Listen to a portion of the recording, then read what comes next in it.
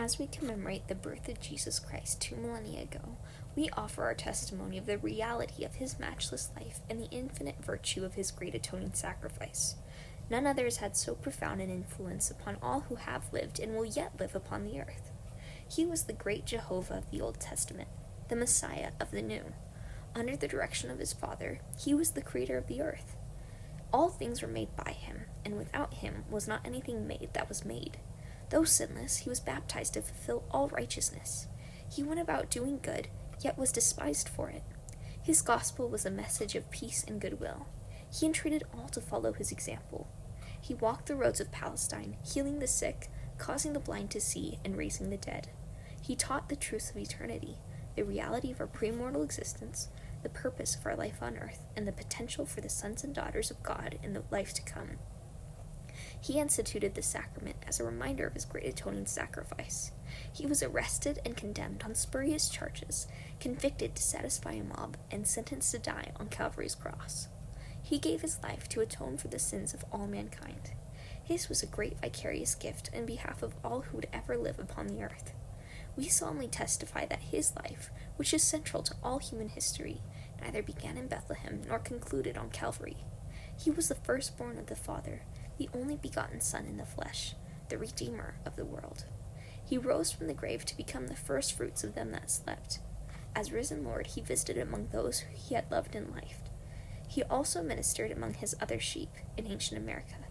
In the modern world, he and his father appeared to the boy Joseph Smith, ushering in the long-promised dispensation of the fullness of times. Of the living Christ, the prophet Joseph wrote, "His eyes were as a flame of fire, the hair of his head was white like pure snow. His countenance shone above the brightness of the sun, and his voice was as the sound of the rushing of great waters, even the voice of Jehovah, saying, I am the first and the last. I am he who liveth, I am he who was slain. I am your advocate with the Father." Of him the prophet also declared, "And now after the many testimonies which have been given of him, this is the testimony last of all, which we give of him, that he lives.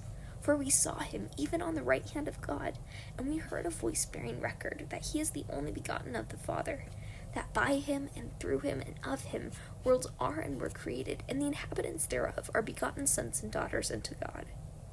We declare in words of solemnity that his priesthood and his church have been restored upon the earth, built upon the foundations of apostles and prophets, Jesus Christ himself being the chief cornerstone.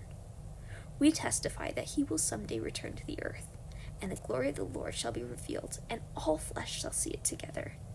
He will rule as King of kings, and reign as Lord of lords, and every knee shall bend, and every tongue shall speak in worship before him.